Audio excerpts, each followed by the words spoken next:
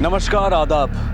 Crime petrol dial 100 ने शुरुआत की है एक ऐसी खास मुहिम की जिसमें पूरे हफ्ते हमारा फोकस भारत के एक ही राज्य पर रहेगा। हमारी आज की कहानी गुजरात के एक ऐसे गांव की कहानी है जहां के लोग अपराध से पूरी तरह से दूर थे, लेकिन उसी गांव में एक ऐसी घटना घटी जो इन गांव वालों की कल्पना से भी परे थी।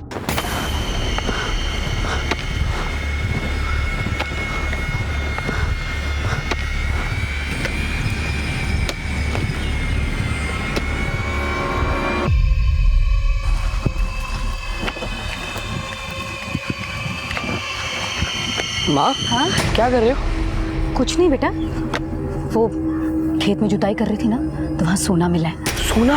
हाँ सोना मिला है, तो सोचा यहाँ पर ना गाड़ दूँ। ध्वनि बड़ी होगी ना तो उसकी शादी के लिए काम आएगा। लेकिन सुन, तू भी इस बात का ध्यान रखना कि ये बात किसी को पता ना चले, ठीक है? R for Rose. S for हाँ, बोल कोकिला। सर, S फॉर सन। सन माने सूरज। वेरी गुड, सरस, बेस बेस। SUN, सन माने सूरज। अभी कल A to Z पूरा याद करके आना। हाँ, चलो समय થઈ ગયો છે। गुड नाइट, जय श्री कृष्ण। जय श्री कृष्ण।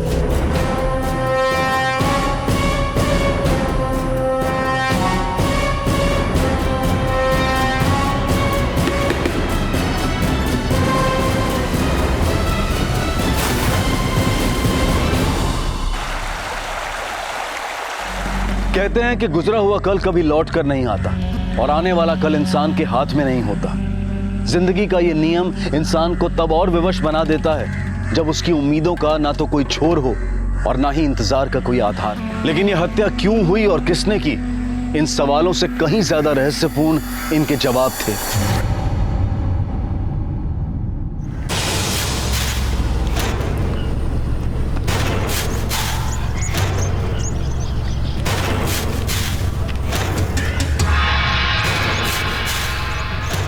खेत में जुताई कर रही थी ना, तो वहाँ सोना मिला है, तो सोचा यहाँ पर ना गाड़ दूँ। ये बात किसी को पता ना चले।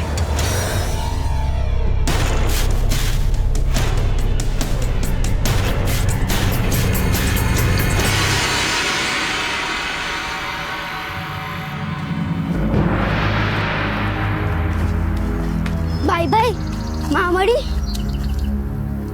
नहीं, पर माँ भी जैसे। चल। अरे नहीं आवे तारी माँ, भाग गई अपने आशिक के साथ। मेरी माँ के बारे में कुछ बोला ना तो दांत तोड़ दूंगा। अच्छा, तू मेरे दांत तोड़ेगा? हाँ, अभी बताता हूँ। तू नहीं, हाथ छोड़। भाई छोड़। चलो, ये गंदा है। राजा लखोटा राम लखोटा, चल।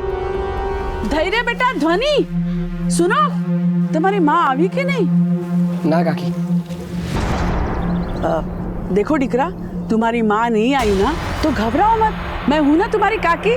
हाँ, तुम्हारे माँ जैसी। अच्छा देखो, कोई भी जरूरत पड़ से ना तो मुझे बुला लेना, मैं आ जाऊंगी। हाँ ठीक है, चलो जी। भाई ये ऐसा क्यों बोली कि माँ नहीं आएगी? अरे ध्वनि, ये सब झूठ बोल रहे हैं। माँ भी जैसे। चल, तेरे को खाने के लिए देता हूँ। चल।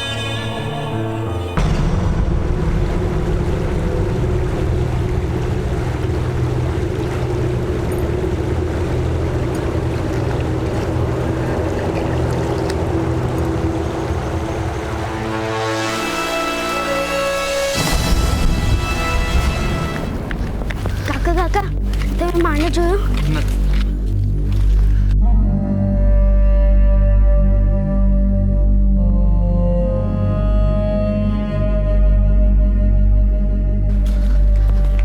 काकी, आपने माँ को देखा? अभी क्या करेंगे? मिल जाएंगी, आगे चलते। अच्छा।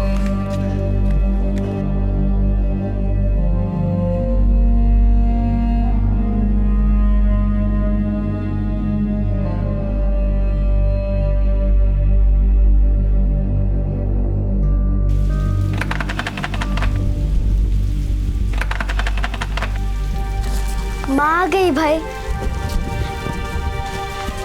माँ,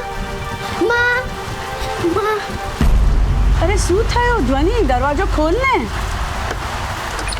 આવી कोकिला? नहीं हो मुझे पता था वो नहीं आई हो, इसलिए मैं तुम लोगों के लिए खाना लाई हूँ. लो. अच्छा चलो, હું તમને જમાડું છું. चलो चलो चलो चलो बेटा.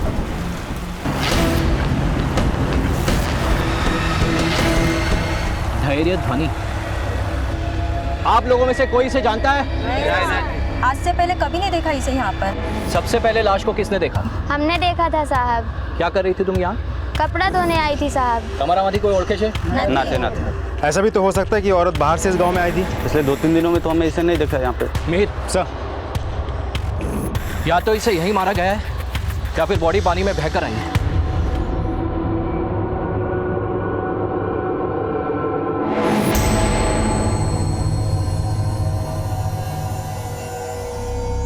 आबा यहाँ तुम दोनों खाओ. हाँ, मैं आती हूँ जरा जल्दी जाके. तेरे चाचा बुला रहे ना.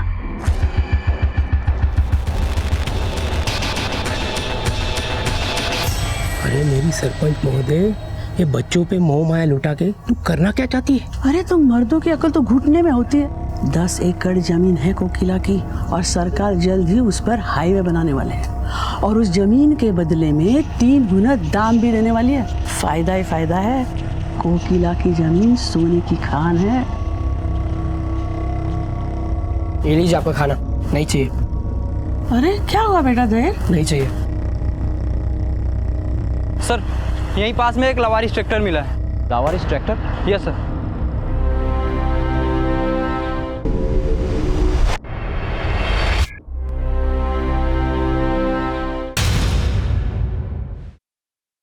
सर, मैंने सभी से पूछताछ कर ली है, लेकिन ये ट्रैक्टर इस गांव का नहीं है. ऐसा भी तो हो सकता है सर कि ये लावरिस ट्रैक्टर के साथ उस औरत का कोई कनेक्शन हो. पॉसिबल है मीर. इस ट्रैक्टर को फॉरेंसिक जांच के लिए भेजो और आरटीओ ऑफिस से पता करो कि ये ट्रैक्टर किसके नाम पे रजिस्टर्ड है. Yes sir. और हाँ, आसपास के गांव वालों से पूछताछ करो, शायद इस औरत के बारे में कोई जानकारी मिल जाए. Yes sir. कोकिला के पास जमीन जायदाद की कोई कमी नहीं थी, तो क्या उसकी हत्या की वजह ये जमीन जायदाद बनी या फिर उसकी आबरू? कोकिला की हत्या का रहस्य उसकी जिंदगी से कम रहस्यपूर्ण नहीं था और एक के बाद एक जो खुलासे होने वाले थे वो इस केस को और भी पेचीदा बनाने वाले थे. बस देरी थी तो कोकिला की लाश आइडेंटिफाई होने की.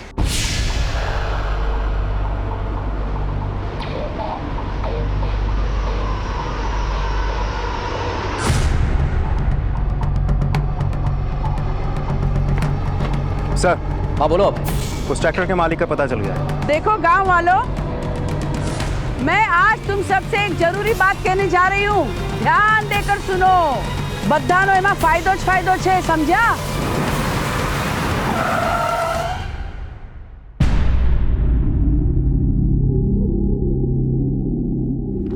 શું વાત છે इंस्पेक्टर साहब? 2 दिन पहले हमें तारापुर गांव से एक औरत की लाश मिली थी. वहां पर एक ट्रैक्टर भी था जो इस गांव की कोकिला शाह के नाम से रजिस्टर्ड है. ये कोकिला है, इसी गांव में रहती है.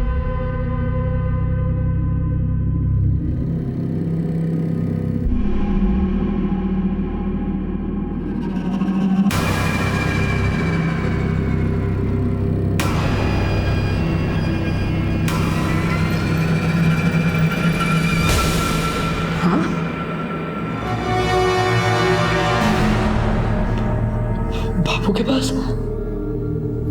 माँ, बापू अब कभी नहीं आएंगे. हाँ बेटा, वो जहाँ गए हैं वहाँ से लौटकर कभी कोई नहीं आता.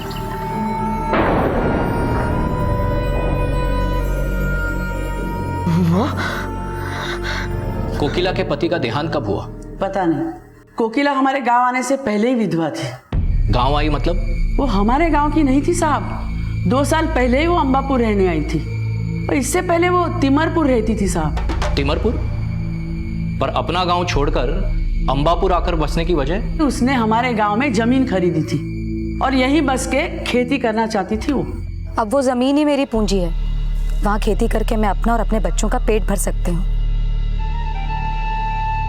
आशा करूँ छू कि आप सब लोग मेरा सहयोग करेंगे इसमें.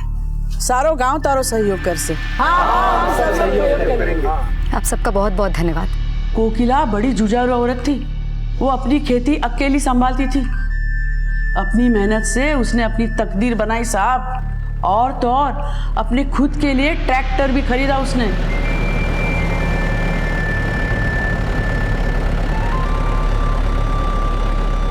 मतलब बहुत पैसा था उसके पास। पैसा क्या साहब, विचार की भी बहुत धनी थी वो। सीखने के लिए हमेशा उत्सुक रहती थी वो, और इसलिए इवनिंग स्कूल में पढ़ने जाती थी वो। Evening school? हाँ, एनजीओ ने प्रौढ़ शिक्षा के लिए हमारे गांव में स्कूल खोला है, वहाँ कोकिला जाती थी। आसपास के सारे गांव में वो अकेली औरत थी जो वहाँ पढ़ने जाती थी। कोकिला नो कोई साथे लड़ाई झगड़ो, दुश्मनी? दुश्मनी तो मैंने नहीं खबर साहब, लेकिन उसके ससुराल वालों में से ही किसी ने उसकी हत्या की होगी साहब। ससुराल में कौन? अब उसका कौन कौन था ये तो मुझे नहीं पता, लेकिन कोकिला हमेशा कहती थी कि उसके ससुराल वाले बहुत खराब लोग हैं साहब। देखिए, कोकिला की डेड बॉडी हमें तारापुर से मिली थी। वो रहती थी अंबापुर में, तो तारापुर क्यों गई थी? तारापुर नहीं, वो तो खानगंज मंडी के लिए निकली थी। इस साल उसके खेत में फसल बहुत अच्छी हुई, तो खानगंज मंडी में अनाज बेचने के लिए गई थी वो। पिंकी, भाई आने वाले और माँ को साथ लेके आएंगे।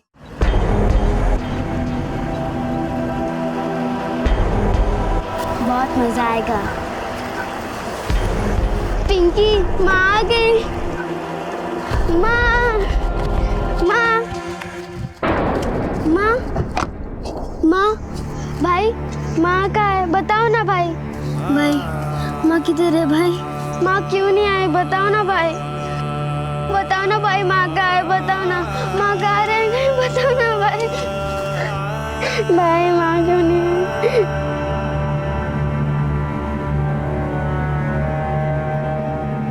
सर, कोकिला का ट्रैक्टर बिल्कुल खाली था। कहीं ऐसा तो नहीं कि अनाज लूटने के इरादे से उसकी हत्या की गई थी?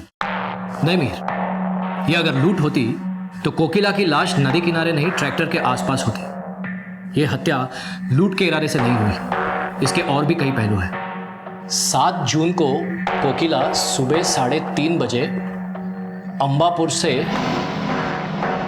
खानगंज मंडी जाने के लिए निकलती है, लेकिन उसका ट्रैक्टर अंबापुर से मंडी पहुंचता नहीं है। उसका ट्रैक्टर मिलता है तारापुर के जंगल के पास। अब अंबापुर से तारापुर का डिस्टेंस करीब करीब 20 किलोमीटर्स होगा, यानी कि उस दिन सुबह के 4 बजे कोकिला तारापुर जंगल के पास पहुंची होगी। सर, पोस्टमार्टम रिपोर्ट के मुताबिक हत्या का समय सुबह 4:30 बजे के आसपास का था। यानी कि वो आधा घंटा ट्रैक्टर से रिवर तक के डिस्टेंस में काउंट हो सकता है, जो कि करीब 500 मीटर्स था। यानी कि कोकिला नदी तक या तो अपनी मर्जी से गई, या तो ट्रैक्टर से निकाल के जबरदस्ती उसे नदी तक ले जाया गया। लेकिन सर, एक अकेली औरत इतने अंधेरे में ट्रैक्टर रोक के नदी के पास क्यों जाएगी? यू राइट सर, उसे जबरदस्ती ही ले जाया गया होगा। हाँ मीर, अब ये तो इन्वेस्टिगेशन ही तय करेगी कि वो खुद वहां पर गई थी या फिर उसे वहां पर ले जाया गया था। लेकिन एक बात तो तय है कि वो इसी रास्ते से वहां पर पहुंची थी। एक काम करो सर, अपनी टीम भेजो और उस एरिया में दोबारा छानबीन करो। शायद हमें कोई मर्डर वेपन या इस केस से जुड़ी कोई लीड मिल जाए। और हाँ, मुझे कोकिला की सारी हिस्ट्री चाहिए। 2 साल पहले वो तिमरपुर में कहाँ रहती थी, उसका पति क्या करता था, उसके रिश्तेदार कौन थे, और हो सकता है अंबापुर गांव में भी कोई ऐसा हो जो उसकी तरक्की से जलता हो। मैं इवनिंग स्कूल जाता हूँ और वहाँ पर जाकर इंक्वायरी करता हूँ, क्योंकि कोकिला अकेली ऐसी औरत थी जो वहाँ पर पढ़ने जाती थी।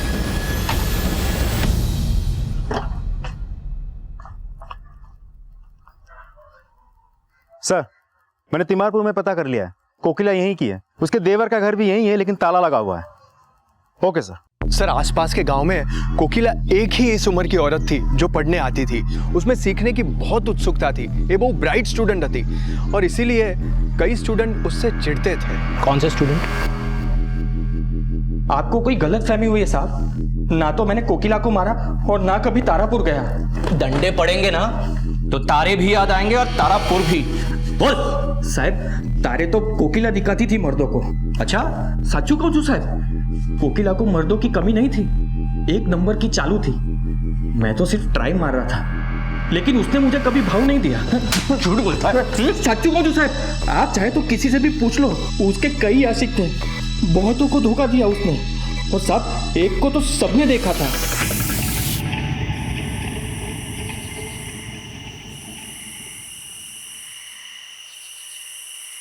कोकिला,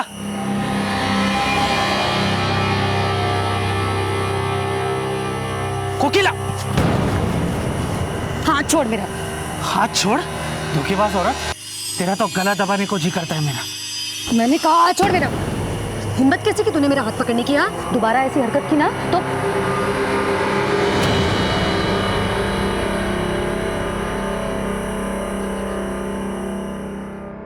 शायद पाक्कू वो कोकिला का घायल आशिक ही था, तभी तो उसको धोखेबाज बोल रहा था। हो सकता है उसी ने कोकिला को मारा हो। वो आशिक अगर तू निकला ना तो चार्जशीट बाद में बनाऊंगा, रिमांड पहले लूंगा, समझी गए ना? सच्चू कहूँ साहब, मम्मी ना सब।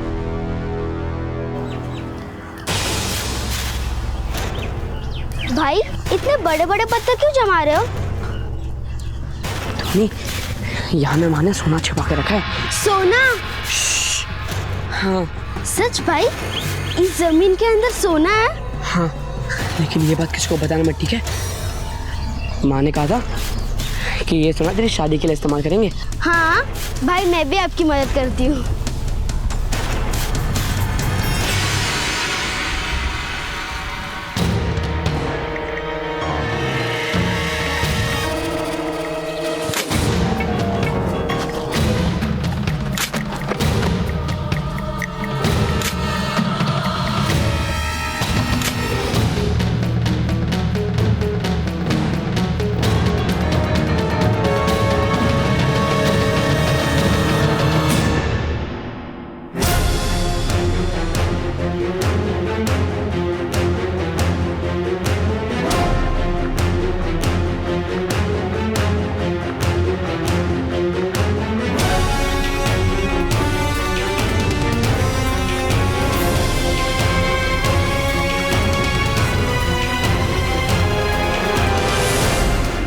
मैं कहीं नहीं करूँ साहब, मैंने कुछ नहीं किया, मैंने नहीं मारा।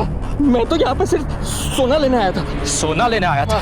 झूठ बोलता है। नहीं नहीं, सच्चू कहूँ तुझे, सच्चू कहूँ। मैंने दही और धोनी को बातें करते हुए सुना था। बोल रहे थे कि कोकिला बहन ने यहाँ पे सोना दबाया हुआ है।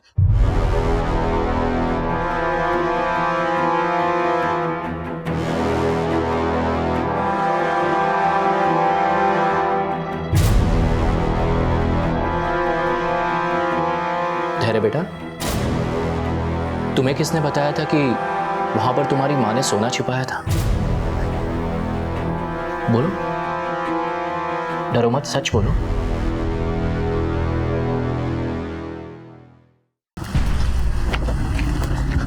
माँ, हाँ क्या कर रहे हो? कुछ नहीं बेटा, वो खेत में जुताई कर रही थी ना तो वहाँ सोना मिला है। सोना? हाँ सोना मिला है, तो सोचा यहाँ पर ना गाड़ दूँ। ध्वनि बड़ी होगी ना तो उसकी शादी के लिए काम आएगा। लेकिन सुन, तू भी इस बात का ध्यान रखना कि ये बात किसी को पता ना चले। तो तुम्हारी माँ ने तुमसे झूठ बोला था? नहीं नहीं, मेरी माँ ने झूठ नहीं बोला। मुकेश अंकल झूठ बोल रहे हैं। मुकेश अंकल ने वहां से सोना निकाला है और वो लाश वहां रख दी है। सर, बॉडी को देख के तो ऐसा लग रहा था कि कई महीनों पहले उसे दफना गया होगा। लेकिन कोकिला ये बॉडी अपने ही खेत में क्यों दफनाएगी? क्या कनेक्शन हो सकता है कोकिला का इसके साथ? और इस बॉडी को बहुत महीने पहले दफनाया गया है।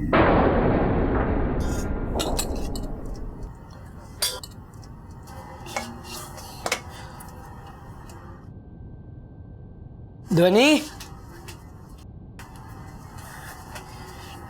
ध्वनि, खाना खा ले। नहीं खाना। ध्वनि खा लेना, तूने सुबह से कुछ नहीं खाया। भाई नहीं खाना।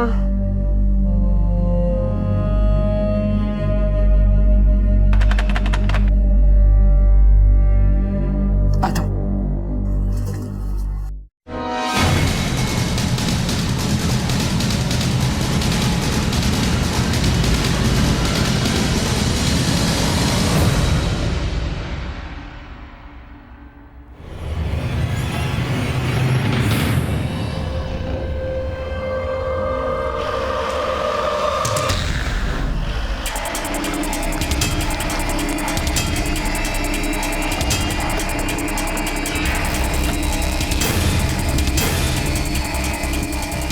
आओ साहब, અહીંયા જ છે।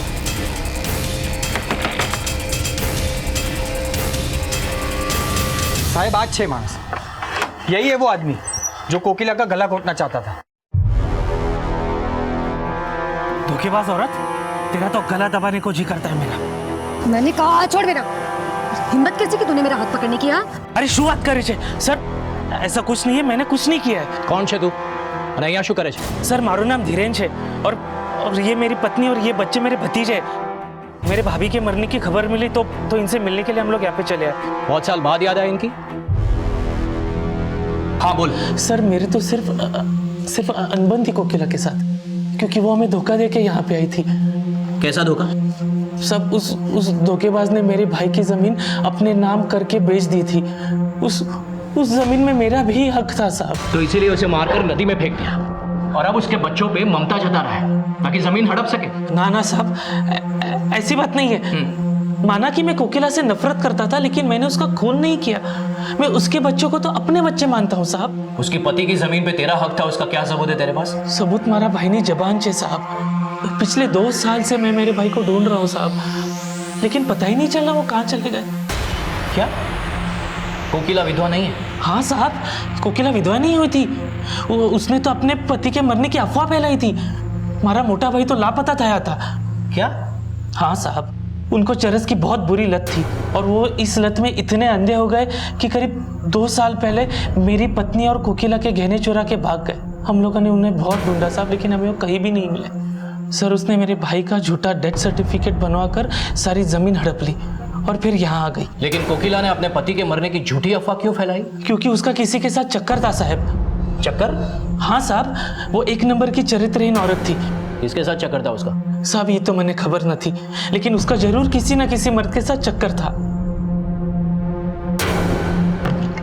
सर, मैंने कोकिला के फ़ोन रिकॉर्ड्स क्रॉस वेरीफाई किया। एक बड़ी अजीब बात सामने आई है। वो एनजीओ के स्कूल टीचर हरीश को बहुत फ़ोन करती थी,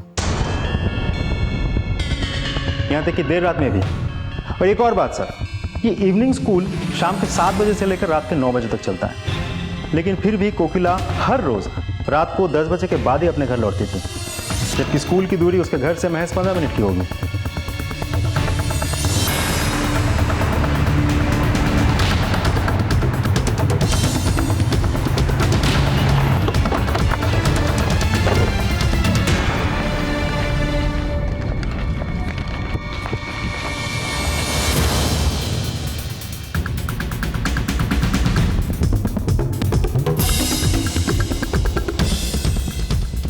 सुनो जरा, इधर आओ।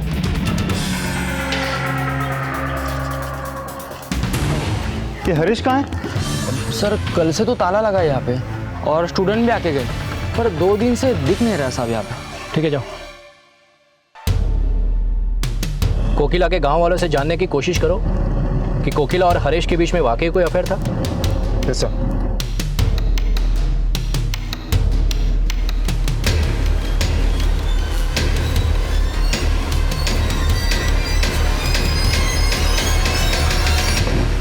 सर, कोकिला के पति भौतिक की हिस्ट्री पता चल गई है। 1 साल पहले रेलवे पुलिस ने उसे किसी पैसेंजर का सामान चुराने के जुर्म में अरेस्ट किया था। उसे 6 महीने की जेल भी हुई थी, लेकिन जेल से छूटने के बाद से उसका कोई अता पता नहीं है। मतलब 6 महीने पहले तक वो जिंदा था, फिर भी कोकिला पिछले 2 साल से विधवा होने का नाटक करती रही। वाकई बड़ी शातिर औरत थी। जी सर। कोकिला का पति भौतिक भी पिछले 6 महीनों से अनट्रेसेबल है। हो सकता है ये बॉडी उसी की हो। Quite possible sir. एक काम करो सर, धैर्य के डीएनए से मैच करके देखो। Okay sir. जांच के बाद यह साफ हो गया कि कोकिला जिस लाश को सोना बताकर गाड़ रही थी वो उसके पति की ही थी।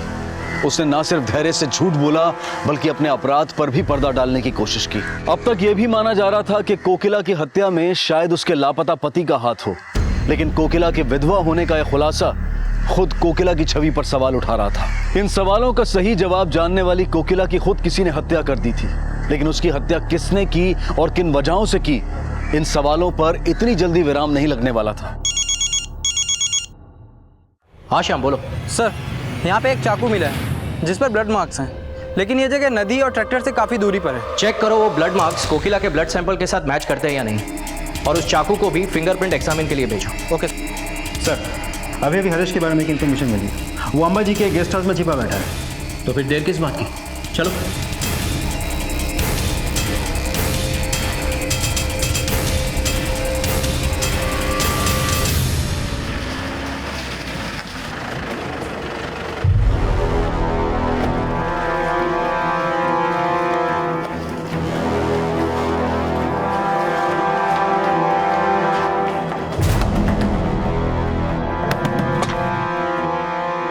और चल, अरे साहब चल, सर मैं काहे नहीं करूं? सर मैंने किसी को नहीं मारा।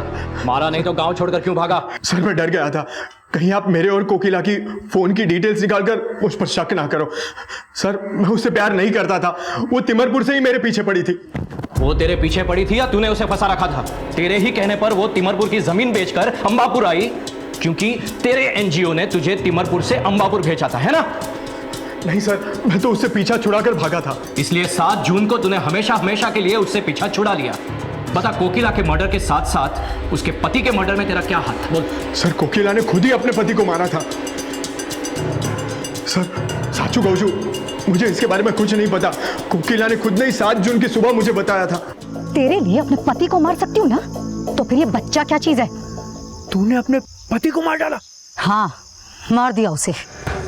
वो मुझे ढूंढता हुआ यहाँ आ पहुंचा था, इसीलिए मारकर गाड़ दिया जमीन में। और अब धैर्य को भी मारकर गाड़ दूंगी, किसी को कुछ पता नहीं चलेगा। तू कई शने हुमानी लेश, क्या ऐसा कभी होता है कि एक माँ अपने बच्चे को मारना चाहती हो? और क्यों मारना चाहेगी वो उसे? हाँ सर मैं सच बोल रहा हूं, वो धैर्य को जान से मारना चाहती थी, क्योंकि धैर्य ने हम दोनों को साथ में देख लिया था।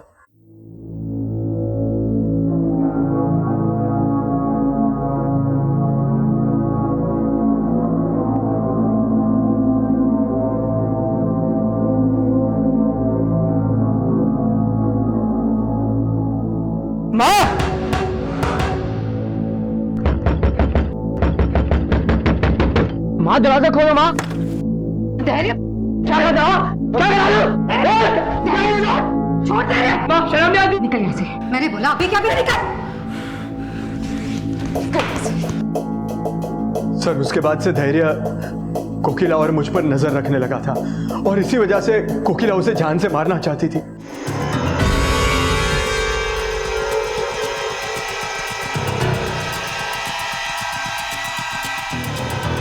इतनी सुबह यहाँ क्यों बुलाया? ताकि जो हमारे बीच का कांटा है उसे हमेशा के लिए हम रास्ते से हटा सकें। क्या मतलब है तेरा? हरीश, मैं धैर्य को साथ लेकर आई हूँ। तो ट्रैक्टर में है वो, चलो उसे मिलकर हमेशा के लिए सुला देते हैं। सर लेकिन जब उसने मुझे धैर्य को मारने के लिए कहा, मैंने उसकी एक नहीं सुनी। अरे हट, पागल हो गई है तू? हाँ, पागल हो गई हूँ मैं। हरीश, कहाँ जा रहे हो? गांडी थई गई है तू, छोड़। हरीश,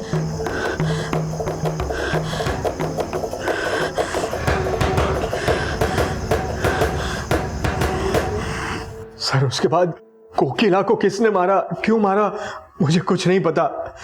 आप चाहे जितना मार लो, यही सच है। सर क्या लगता है, आदमी सच बोल रहा है झूठ? बेटा मैं जो भी कुछ पूछूं उसका सच सच जवाब देना। बिल्कुल भी डरना मत। बैठो बैठो शांति से। बेटा मुझे बताओ, तुम्हारा भाई कहाँ गया है धैर्य? भाई खेत में गए हैं। जिस दिन तुम्हारी माँ मंडी गई थी तब धैर्य भी उसके साथ गया था। बोलो बेटा, डरो मत, जवाब दो। नहीं अंकल, मैं बोलूंगी तो मेरा भाई गुस्सा होगा, फिर मुझे मारेगा। नहीं, कुछ नहीं करेगा वो, प्रॉमिस। बताओ। हाँ, भाई गए थे। तुम्हारी माँ धैर्य को मारती थी? हाँ, लेकिन भाई भी उन्हें मारता था। अच्छी बात तुझसे कभी नहीं मिलेगी, समझी? अभी उससे मिलते हुए देखा ना मैंने, तो देख। भाई तो अच्छे, लेकिन जब उन्हें गुस्सा आता है तो बहुत बुरे बन जाते हैं।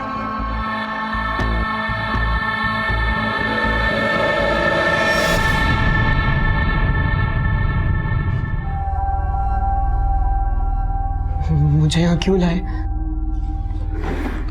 डरो मत बेटा, बस तुमसे कुछ सवाल पूछने हैं। सवाल? जब तुम्हारी माँ अनाज बेचने मंडी गई थी तब तुम भी उसके साथ गए थे ना? ट्रैक्टर में तुम भी उसके साथ थे ना? नहीं नहीं नहीं, मैं नहीं गया था। पर ध्वनि ने तो बताया कि तुम उसके साथ गए थे। ध्वनि ने भूल से बोला होगा, उसको नहीं पता, मैं नहीं गया था। हो सकता है तुमसे भूल हो रही हो, याद करो। शायद नहीं नहीं नहीं, मैं नहीं गया था। मैं नहीं गया था। मैं माँ के साथ नहीं गया था। कहीं गलती से तुमने तो अपनी माँ को नहीं मारा था? नहीं नहीं, मैंने नहीं मारा। मैं अपनी माँ को क्यों मारूंगा? नहीं मारा। मैं कह रहा हूँ मैंने अपनी माँ को नहीं मारा। मैंने नहीं मारा। नहीं मारा मैंने अपनी माँ को नहीं मारा। शांत हो जाओ, शांत। मैं बोल रहा हूँ मैंने अपनी माँ को नहीं मारा। शांत हो जाओ। Okay okay okay okay. मैंने नहीं मारा। मैं कह रहा हूँ मैंने नहीं मारा। मैंने कुछ नहीं किया। मैं वो सपना था। माँ मरी नहीं है बेटा। हाँ बेटा, वो एक सपना ही था। माँ वापस आ जाएगी। माँ जरूर आएगी। माँ वापस आएगी। हाँ, रिलैक्स हो जा बेटा। नहीं हाँ, रिलैक्स हो जा। माँ जिंदा है। मंडी से वापस आ जाएगी। हाँ, माँ मंडी गई है। हाँ, माँ मंडी से आएगी।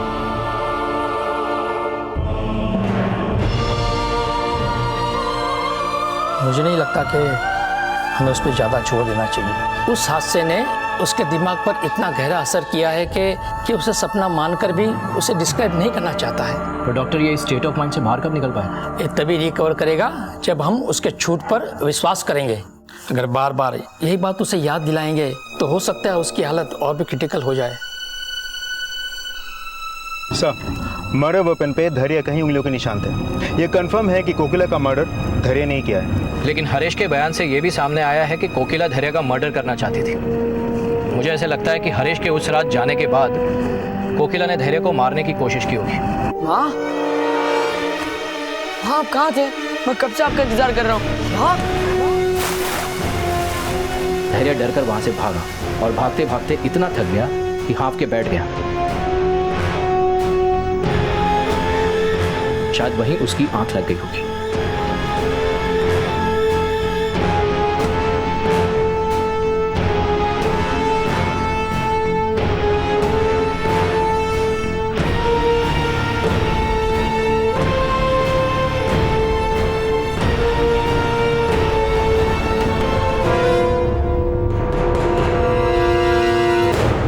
और जब से उसकी आंख खुली वो यही मानने की कोशिश कर रहा है कि ये हादसा सिर्फ और सिर्फ एक सपना था।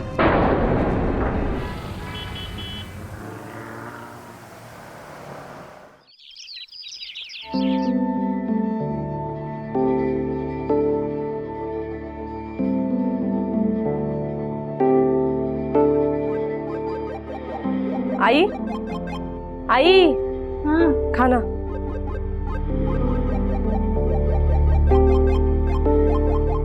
रंजन, हाथ मुंह धो ले, खाना तैयार है। हाँ। क्या एक और खिलौना? दिन भर यही करता रहे। कभी खेत में आया कर, तेरी मदद कर, हाथ बटा, सीख ले कुछ। इस पे हाथ चलते ना मोबाइल पे तेरे, तो खेत में चला उसको। दोस्त का छिरते का काही तुझ्या? दादा, मी तुला आधीच सांगितलंय, मुझे खेती वेती कुछ नहीं सीखनी है। और इतनी सी खेती में आपको मिलता क्या है दादा? आप ही करो ये खेती, मुझे अपनी दुकान डालनी है मोबाइल।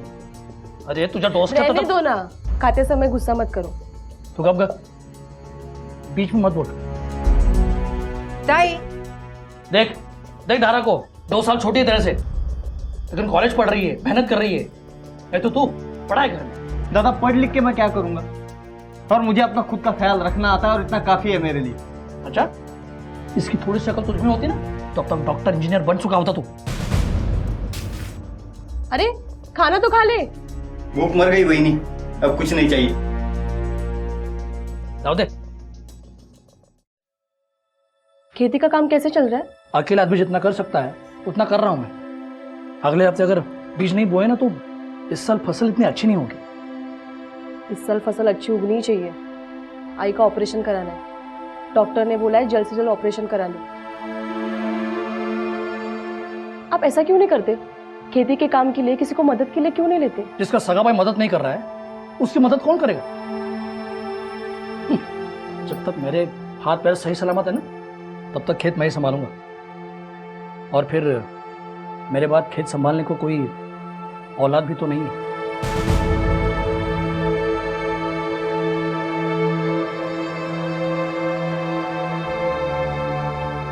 ताई, अगले 2 हफ्ते मुझे कॉलेज से छुट्टी है, एग्जाम है ना, इसलिए पढ़ाई के लिए छुट्टी दी है। तो कल से मैं घर पे ही रहूंगी। इस बहाने काम में मैं तेरा हाथ भी बटा दूंगी। पहले खाना खाना। चलो बोलो, मैं फिर से खेत जा रहा हूँ, शायद देर हो जाएगी। चलता हूँ। आई ये तो कर।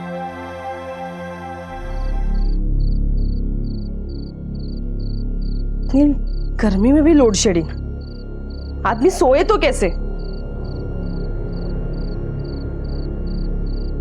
ये अब तक कैसे नहीं आए? तब तो आ जाना चाहिए था इन्हें। ज्योति वाहिनी, ज्योति वाहिनी। राम भाऊ, क्या हुआ? वो मदन। क्या हुआ उनको? एक्सीडेंट। किसका एक्सीडेंट? मदन का एक्सीडेंट।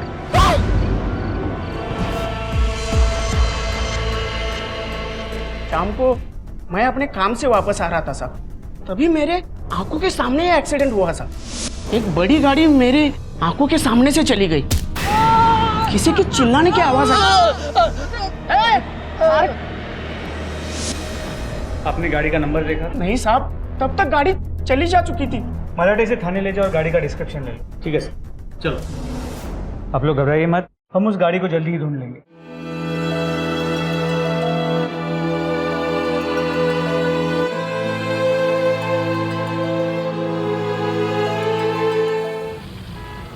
सर, कल रात के एक्सीडेंट की रिपोर्ट। विटनेस के मुताबिक एक सिल्वर एसयूवी थी।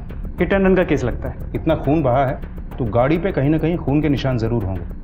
इससे पहले कि उसे साफ कर दिया जाए, पता लगाओ कि यह गाड़ी किसकी है। सर,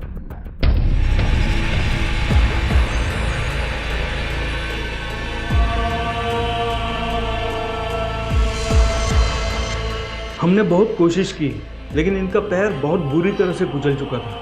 इनकी जान बचाने के लिए हमारे पास कोई दूसरा रास्ता नहीं था।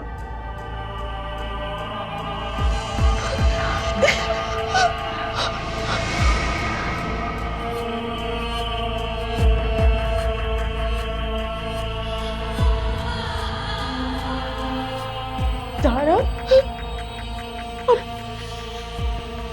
अब क्या होगा? हम क्या करेंगे?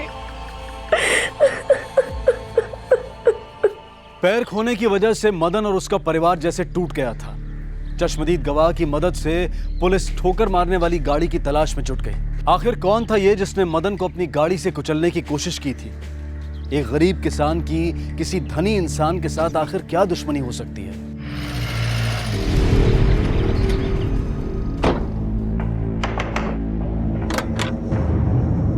सूर्यकांत पाटिल। हाँ, ये गाड़ी आपकी है? जी, क्यों? सर्च वारंट है, हमें आपकी गाड़ी की तलाशी लेनी है। गाड़ी की चाबी।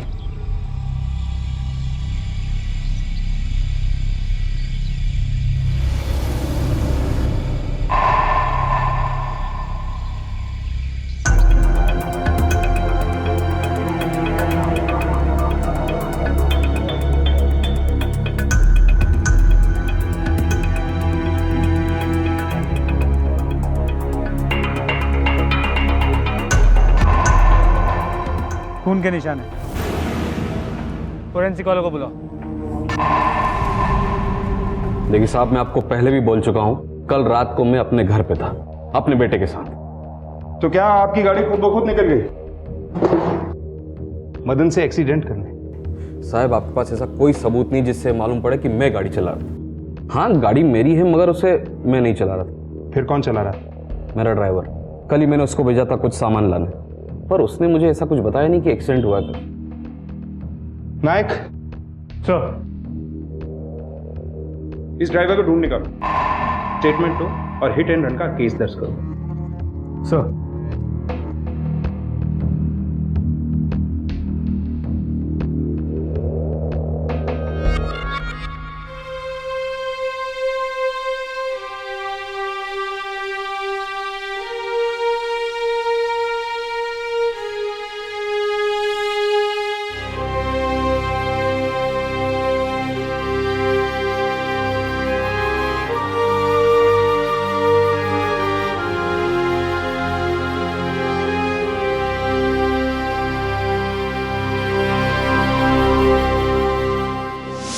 ग। क्या हो गया? क्या हुआ पैर को? कहीं नहीं ग, जरा सी चोट आई है। कमाल करते हो, कितनी गहरी चोट है? किसान हो, हाथ पे सही सलामत होगे ना तभी काम कर पाओगे। आगे जाके चोट बड़ी हो गई तो बिना पैर के काम कैसे करोगे? अरे कुछ नहीं होगा। रुको, मैं हल्दी का लेप लेके आती हूँ। अरे रुको। जब तक मेरे हाथ पैर सही सलामत है ना, तब तक खेत मैं ही संभालूंगा।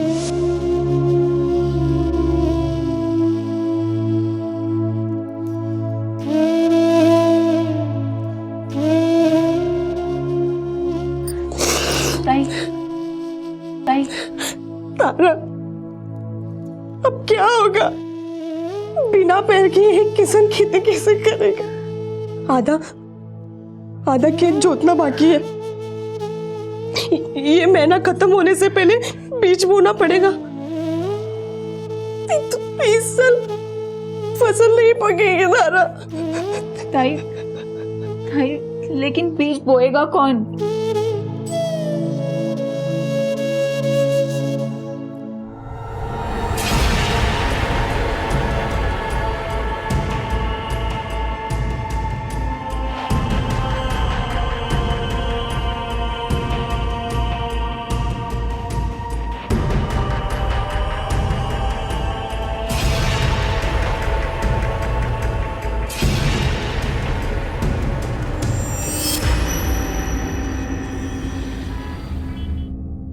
साहब बहुत अंधेरा था, मुझे कुछ ठीक से दिख भी नहीं रहा था और पता नहीं वो आदमी कहां से बीच में आया।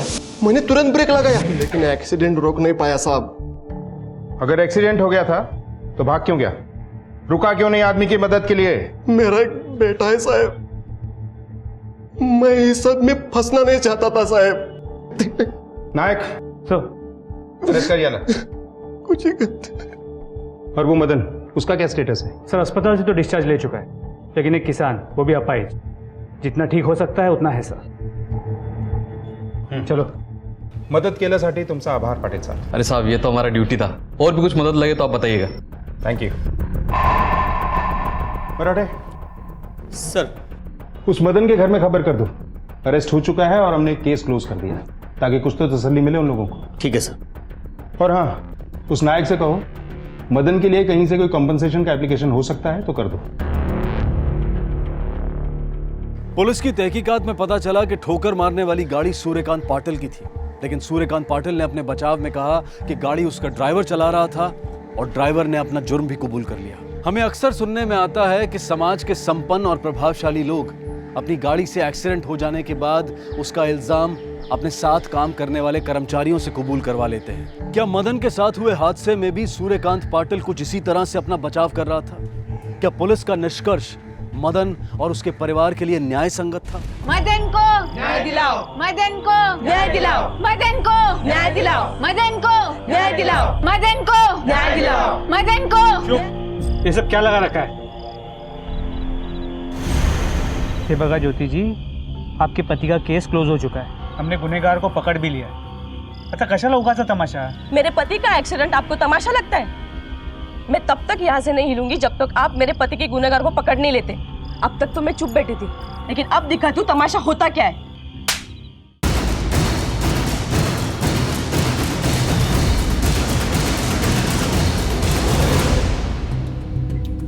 आप एक पुलिस ऑफिसर पर हाथ नहीं उठा सकती ज्योति जी, ये कानूनन जुर्म है। तो फिर आप ही बताइए साहब, मैं और क्या कर सकती हूँ?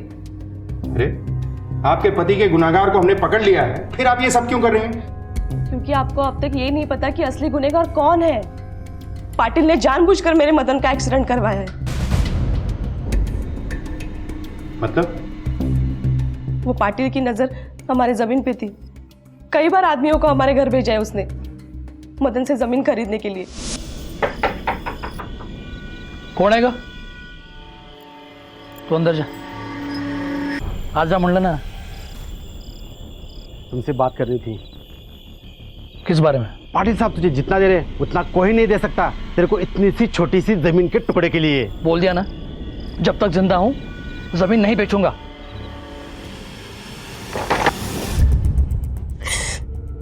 एक बार नहीं, कई बार हुआ है साहब। परेशान कर दिया था उन लोगों ने हमें। हर हफ्ते किसी न किसी को भेज देते थे हमसे हमारी जमीन मांगने। और जब मदन ने जमीन देने से ना किया तो उसका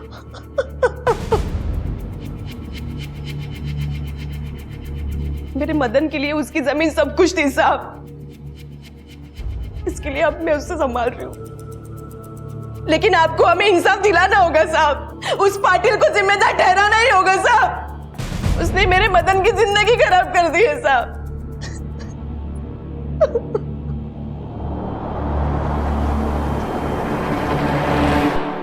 अरे साहब, माना मुझे मदन की जमीन चाहिए थी और मैंने अपने आदमी भी उसके घर भेजे थे, पर नहीं, वो माना नहीं। इसलिए साहब मैंने भी कोई जोर जबरदस्ती नहीं की। लेकिन उसकी पत्नी तो कुछ और ही बता के गई। अगर उसकी जमीन आपको ना मिलती तो आपका नुकसान होता, नहीं? उसकी वजह से उसकी आजू बाजू जमीन मिलने का आपको फायदा नहीं होता। साहब ये खेती है, कोई बिल्डिंग नहीं। अगर मदन अपनी जमीन मुझे नहीं देना चाहता था तो मैं उसके आजू बाजू अपनी खेती चलाता था, और इसलिए मुझे उसका एक्सीडेंट करवाने की जरूरत क्या थी? मुझे क्या फायदा होता साहब?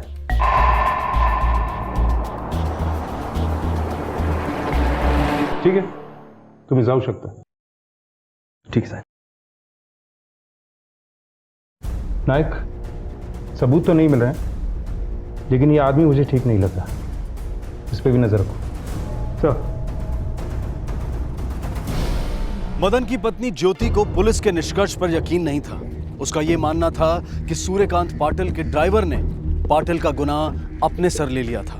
ज्योति को इस बात का डर था कि पाटिल उनकी जमीन खरीदने के लिए किसी भी हद तक गिर सकता है। सिर्फ मदन का पैर तोड़कर उसे संतोष नहीं होगा। लेकिन पुलिस के पास पाटिल को अरेस्ट करने के लिए कोई आधार नहीं था, और पाटिल की अपनी सफाई में कही गई बात में भी तर्क था। क्या ये एक्सीडेंट मदन के दुर्भाग्य में होने वाली पहली कड़ी थी? क्या मदन की किस्मत में कुछ और बुरा होना अभी बाकी था?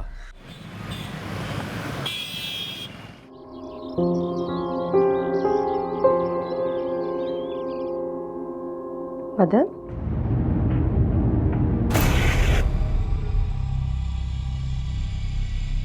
कहाँ चले गए?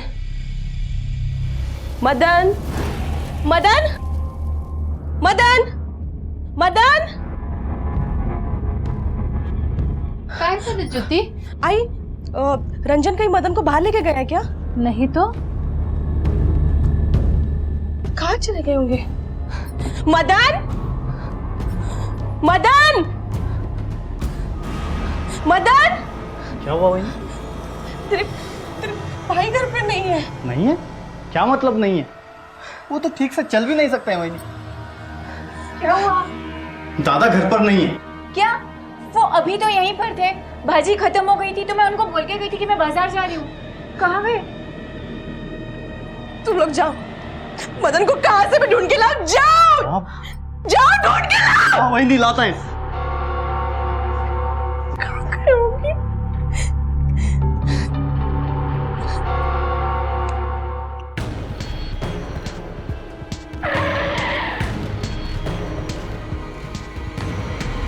साहब एक्सीडेंट तक तो सब ठीक था साहब। अब ये एक तो उस पाटिल की मेहरबानी से मेरे दादा ठीक से चल भी नहीं सकते हैं, और अब वही नहीं चुप बैठने के लिए तैयार नहीं, इसलिए उसको उठवा लिया गया।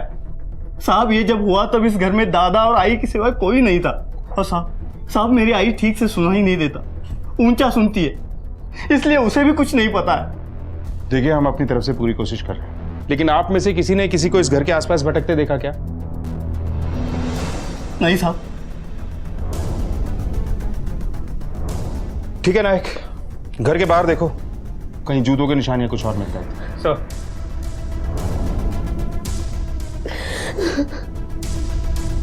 आसपास के एरिया में देखो कुछ दिख रहा है क्या? ठीक है सर, चलो देखो इधर।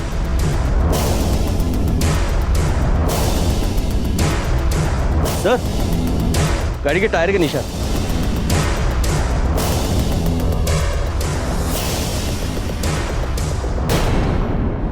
सर, घर के बाहर किसी गाड़ी के टायर के निशान है। ठीक है, उसका फोटोग्राफ लो और देखो कि पाटिल की गाड़ी से मैच करता है क्या। मेरे ख्याल से जिस किसी की भी ये गाड़ी थी, मदन उसी के पास होगा। Right sir. कहीं ज्योति का शक सच तो नहीं था? क्या मदन के गायब होने के पीछे का मकसद सिर्फ जमीन की खरीद फरोख्ती था या फिर यह मामला कुछ और ही था? सर, टायर के निशान की एनालिसिस रिपोर्ट। नहीं, ये निशान पाटिल की गाड़ी के नहीं है। सर, बात यहाँ ख़त्म नहीं होती। ये निशान जिस मॉडल की टायर का है, इस पूरे ज़िले में ऐसी मॉडल किसी के नाम पे रजिस्टर्ड नहीं है। इसका मतलब मदन को किडनैप करने वाला कोई बाहर गांव का आदमी था। नायक, हमें मदन की जिंदगी में थोड़ा और झांकना होगा। आखिर उसने ऐसा क्या किया होगा कि उसकी दुश्मनी किसी बाहर वाले से हुई? एक काम करो, इस इलाके में आने वाले हर टोल गेट के सीसीटीवी फुटेज को चेक करो। देखो कि अपने डिस्क्रिप्शन से मिलती जुलती कितनी गाड़ियां यहां पर आई और इस मदन के बारे में और ज्यादा जानकारी हासिल करने की कोशिश करो। सर, एक बात और, मदन को गायब हुए 24 घंटे से ज्यादा हो चुके हैं। एक काम और करो नायक, इस गांव के खेतों और सुनसान इलाकों को एक बार जांच करो। कहीं ऐसा ना हो। सर,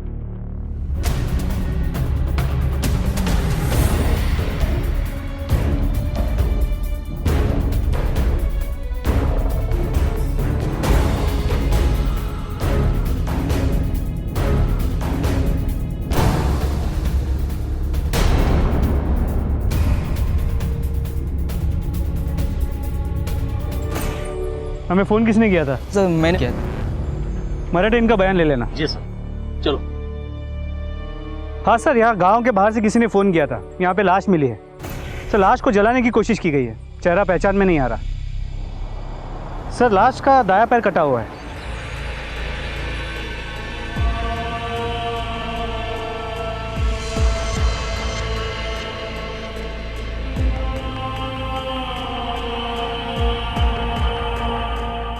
सर, ये केस बहुत ही कंफ्यूजिंग है। पहले मदन का एक्सीडेंट होता है जिसके लिए लोग पाटिल को जिम्मेदार ठहराते हैं, पर अब ये एक्सीडेंट तक पाटिल को दोषी ठहराना ठीक था, लेकिन ये मर्डर।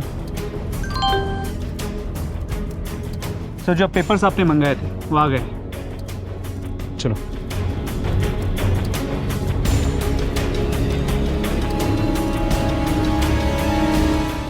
एक गरीब किसान के पास ऐसा क्या हो सकता है जिसकी वजह से उसका खून करवाया जाए, या फिर उसकी जिंदगी में कोई ऐसा राज था जो अब तक पुलिस से छुपा हुआ था? ताई, अच्छा हुआ तू आज घर से बाहर निकली। आखिर तू कब तक घर पे घुट घुट के रहेगी? ज्योति,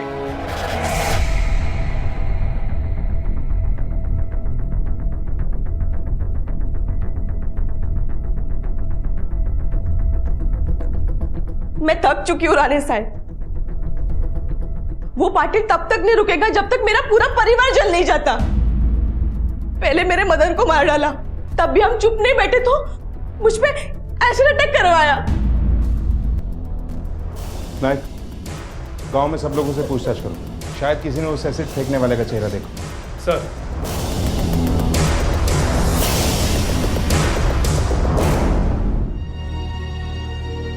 ज्योति जी, धारा का पूरा चेहरा जल गया है। धारा को कुछ दिन हॉस्पिटल में रखना पड़ेगा, उसके बच्चे के लिए अच्छा होगा। बच्चा? हाँ, वो 2-3 महीने पेट से है।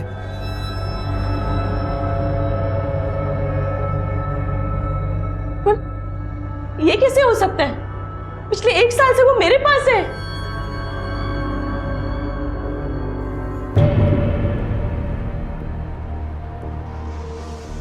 रंजन? वहीनी? अरे वो तेरे बहन जैसी है। वहीनी, मेरी बात तो सुनो, मेरा यकीन करो वहीनी, इस बात से मेरा कोई लेना देना नहीं। वहीनी, वहीनी, ये बच्चा मेरा नहीं है, ये दादा का है। क्या? हाँ वहीनी, वहीनी, धरा का और दादा का रिश्ता था और ये बात मैंने आपसे छुपाई रखी क्योंकि मैं आपको दुख नहीं देना चाहता था वहीनी।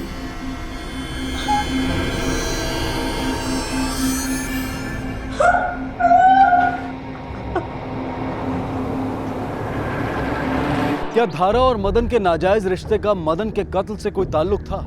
और अगर था तो क्या धारा और ज्योति पर एसिड अटैक होना भी इससे जुड़ा हुआ था? कौन था वो जो इन सब के पीछे था?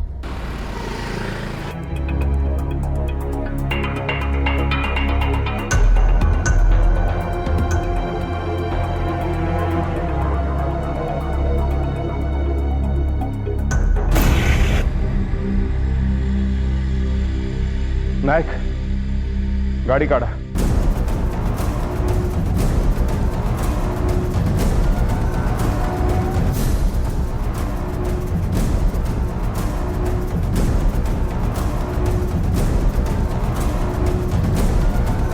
सर,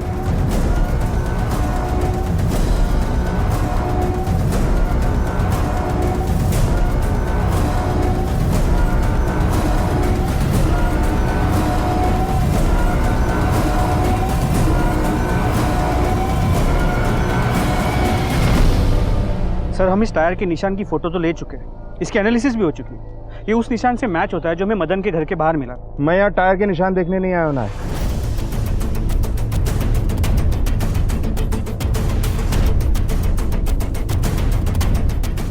ये देखें यार, हाईवे टोल बूथ से गुजरी गाड़ियों की लिस्ट आ गई हमारे पास।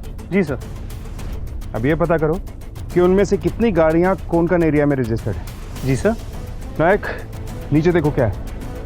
मिट्टी है सर, काली मिट्टी। एग्जैक्टली, ये कोल्हापुर है। यहाँ की मिट्टी है काली, काले पत्थर की काली मिट्टी।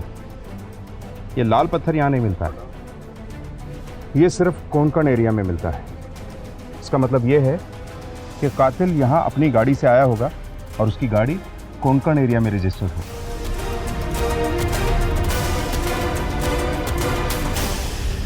सर, टोल बूथ से हमारे डिस्क्रिप्शन को मैच करने वाली बहुत गाड़ियाँ आई हैं, लेकिन सर ये देखिए, मदन के गायब होने के ठीक 3 दिन पहले ये गाड़ी, और सर ये गाड़ी कोंकण की है।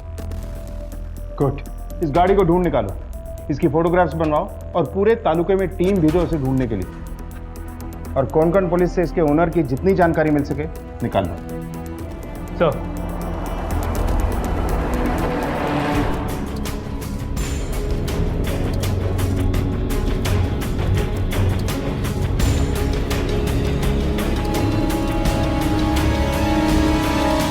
तावड़े को सीसीटीवी फुटेज के लिए भेजा था, पता करो उसका क्या हुआ। सर, तो गाड़ी किसी मंगेश देसाई के नाम पे रजिस्टर्ड है, इंडिपेंडेंट कॉन्ट्रैक्टर है, घर वर बनाता है, और ये उसके कॉल रिकॉर्ड है। और सर ये कुछ फोटोज है जो उसे यहाँ से भेजे गए थे। फिर इसके अलावा और भी इन्फॉर्मेशन मिली है। इस मंगेश देसाई की शादी फिक्स हुई थी, लेकिन वो टूट गई क्योंकि लड़की गांव छोड़ के चली गई। लड़की कौन थी लड़की?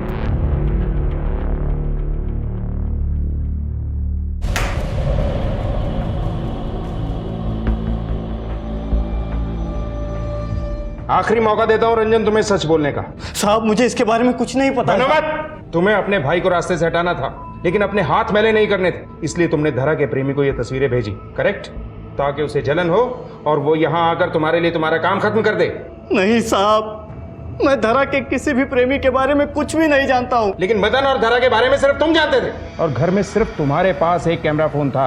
साहब मैं कसम लेके कहता हूँ, मुझे सच में इस बारे में कुछ नहीं पता है साहब। मैं मंगेश को जानती हूँ साहब, वो मुझसे बहुत प्यार करता था, पर साहब मैं उससे प्यार नहीं करती थी और उसीलिए मैं यहाँ आई थी। साहब कुछ दिन पहले से वो मुझे बहुत फ़ोन कर रहा था और मैंने उससे कहा भी कि मुझे अकेला छोड़ दे, और फिर एक दिन वो मुझे मिला यहाँ इस गांव में। मैंने मंगेश को कह दिया था कि मुझे उसके साथ नहीं रहना, लेकिन वो मेरी बात मानने को तैयार ही नहीं था। फिर मैंने उसे बताया कि मैं पेट से थी और मदन के बच्चे की माँ बनने वाली थी।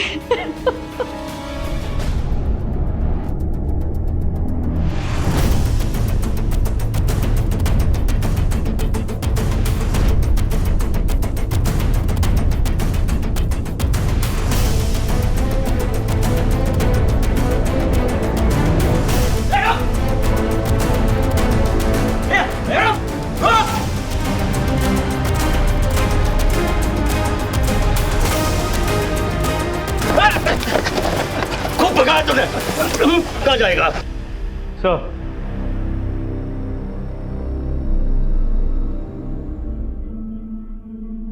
आपके आदमी ने कहा कि मेरे मदन के बारे में आपके पास कोई जानकारी है? जी हाँ ज्योति जी, आपको याद होगा कि आपके घर के बाहर और मदन की बॉडी के पास हमें गाड़ी के टायर के निशान मिले थे।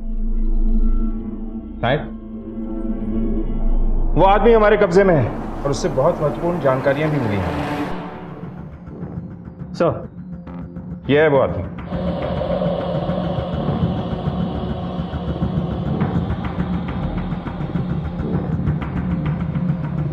इसका मतलब अरे छोड़ दीजिए, क्या कर रहे हैं आप? छोड़िए। छोड़ दीजिए इसे। आप जानती हैं इस आदमी को? ये कैसा सवाल है भला? मैं इसको कैसे जानूंगी? अच्छा, जरा मैडम को याद तो दिलाओ।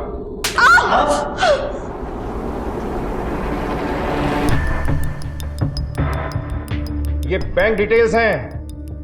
बहुत अबला नारी होने का नाटक किया आपने। पैसे नहीं थे ना आपके पास, लेकिन आपने हमें यह नहीं बताया कि मदन ने एक और जमीन खरीदी थी आपके नाम, यहां से काफी दूर। अब वहां हाईवे बनने वाला है, लेकिन मदन के किडनैप होने के 4 दिन पहले आपने वो जमीन बेच दी और बड़ी चालाकी से वो पैसा किसी गुप्त बैंक अकाउंट में रखा।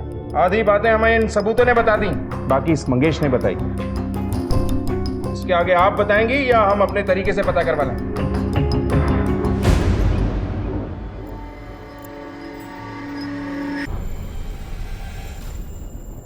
और करती भी क्या मैं?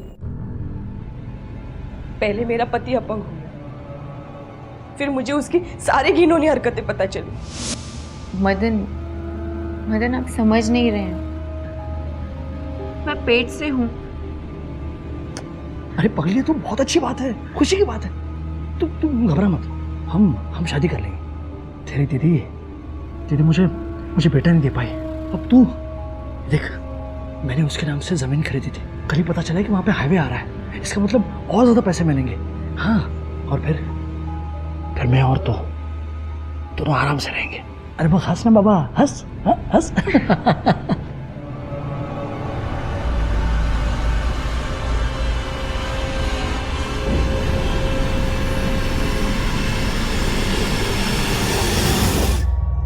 वो मुझे छोड़ने वाला था, इसके लिए मैंने उसके साथ इतने साल बिताए और उसके बदले वो मुझे रास्ते पे छोड़ने वाला था। मैंने वो ही किया जो मुझे ठीक लगा। मंगेश को मैंने वो तस्वीरें भेजी और उसको यहाँ बुला लिया ताकि वो धारा को यहाँ से लेके चला जाए, लेकिन धारा ने जाने के लिए इनकार कर दिया तो